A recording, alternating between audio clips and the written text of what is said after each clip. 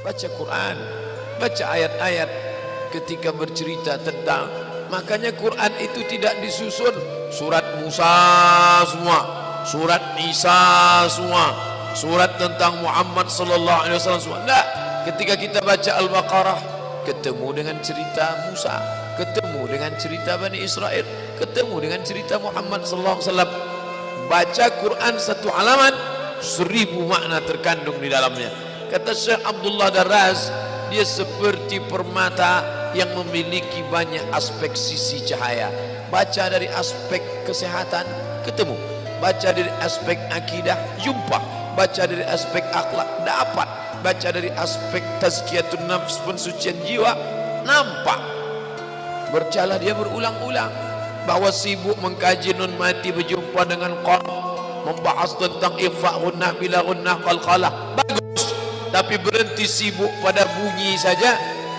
Ada yang lebih utama daripada itu. Apa? Hudan. Bagaimana Al-Quran menjadi hidayah. Ketika hati susah dibaca, datang ketenangan. Ketika dunia tampak sempit dibaca, datang kelapangan. Jangankan membacanya, jangankan membukanya, mendengarnya baik-baik. Wa idza quri'al Qur'an, kalau Quran dibacakan, fastami'u lahu, dengar baik-baik. Wa ansitu, diam, la'allakum turhamun, turunlah rahmat, turun ketenangan ke dalam hati. Tidak ada yang dapat menenangkan yang bersifat batin kecuali yang batin juga. Ini tenggorokan zahir, yang menenangkan yang zahir ini zahir juga. Ini zahir disediakan untuk menenangkan yang zahir. Ini perut zahir, tidak ada yang bisa menenangkan yang zahir kecuali yang zahir juga. Apa itu? Makanan.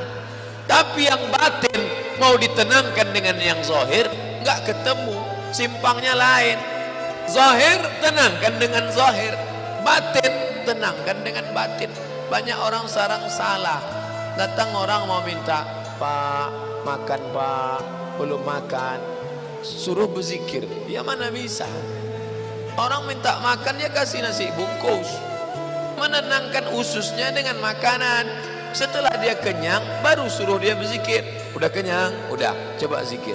Subhanallah, subhanallah, subhanallah. Gimana tenang? Tenang Pak. Tenangnya di mana? Di sini Pak.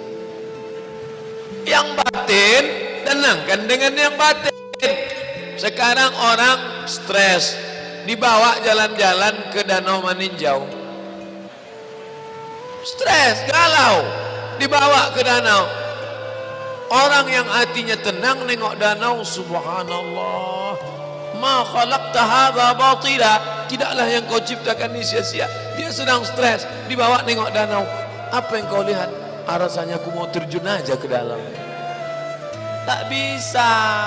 Menenangkan yang batin itu, bawa dia ke masjid, suruh dia berzikir, bawa dia sholat. Setelah hatinya tenang, baru nampaknya luas ternyata dunia ini ya. Tadi pandanganku udah sejengkal aja udah rasanya. Ini banyak orang sekarang salah menyikapi yang zahir dengan yang batin. Bapak Ibu yang dimuliakan Allah Subhanahu wa taala, beruntungnya bapak-bapak yang punya anak-anak yang sudah menenangkan diri dari sejak muda belia. Bertuahnya pula anak-anak yang punya bapak ibu yang menenangkan dia dengan kalimah-kalimah tauhid, dengan tasbih, tahmid dan takbir, dengan membawa dia ke masjid, kembali kepada jalan Allah Subhanahu wa taala. Kalau makin banyak ngaji, hati makin tenang, lanjutkan. Kalau makin banyak baca Quran, hati tenang, teruskan. Kalau sudah belajar dengan guru, hati menjadi baik, teruskan. Tapi kalau hanya menjadi garang, menjadi makin brutal, menjadi orang yang melawan, maka kita sedang bersangka-sangka berbuat baik, padahal kita sedang dipermainkan setan. Wa yahsabuna annahum yuhsinuna sun'a, mereka menyangka sedang berbuat baik, padahal mereka sedang dipermainkan. Nauzubillah. Islam mendatangkan ketenangan batin. Kalau sudah tenang, barulah bisa mencari nafkah dengan baik. Keluar dari masjid, waktu masuk tadi ke dalam mau cari ketenangan. Allahumma aftah li abwaaba rahmatik, curahkan rahmatmu supaya hatiku tenang, curahkan rahmatmu supaya otakku tenang, curahkan rahmatmu supaya batinku tenang. Setelah dapat rahmat Allah, keluar ke masjid, Allahumma aftah li abwaaba fadlik, bukakan pintu rezeki.